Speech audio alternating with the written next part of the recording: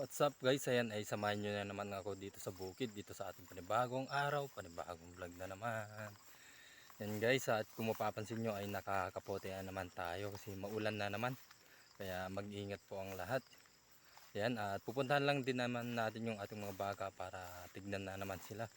At pag may mapupulot tayong mais, ayan, nakapagdala tayo ng sako. Kasi para may extra income na rin tayo, kaya let's go.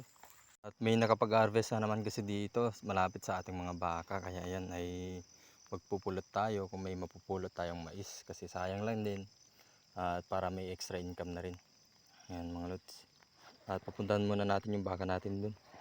Yan, at nakarating na nga tayo sa ating mga baka mga lods. Ayan, at ililipat lang natin sila dun sa may mga damo dahil nga nakapag-harvest naman na sila. Yan. At ayan na nga mga lods, at nailipat na rin natin yung baka natin. Pinagsama muna natin tong dalawa. Ayan. At ayun pa yung maliit na baka natin.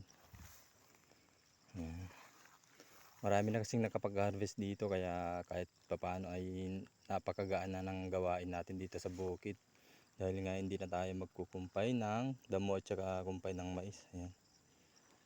At ayan na nga mga lods, at kasama na pala natin si Binan dito na pumunta dito. Ayan. At nilipat na niya na yung kalabaw. Nandiyan na sila sa baba.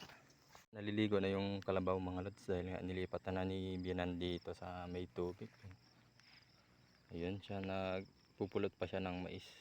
Yan, at nandito na naman tayo sa ating kalabasa. Ayan. At ayan na nga mga lods, at inabot pala ng baka yung kalabasa natin. Yan. Sayang yung bunga niya. At kinuha na pala natin yung bunga ng saluyot natin. At ito ay malambot pa at ito yung pangbinhi natin. Yan. At pipitasin na rin natin yung isang bunga ng kalabasa natin dito. Yan. Yan, at good size naman na to mga lods. Pwede na natin kunin. Yan. At tapos na nga natin nakuha itong bunga ng ating kalabasa. Ayan, at hindi muna natin kinuha yung bulaklak ng kalabasa natin kasi nga ay nasasayang lang din. At kukunti lang din kasi yung bulaklak niya ngayon. Yan. Kaya ngayon ay magpupulot muna tayo ng mais bago tayo uuwi. Kasi anong oras pa lang naman mga lods. Pupulot na naman tayo ng mais. Ayan mga lods, sayang lang. Nadadaanan lang ng harvester. Ayan. Iipunin muna natin dun. Ito pa. Ayan. Mga lods, ang daming napupulot dito. Malalaki pa naman. Ayan. Ayan. Sayang lang din to pag di natin pinulot. Pang extra income na rin natin. Ayan. Ito yan ng mga lods, at ito na pala yung mga napulot na ating mais. Ayan.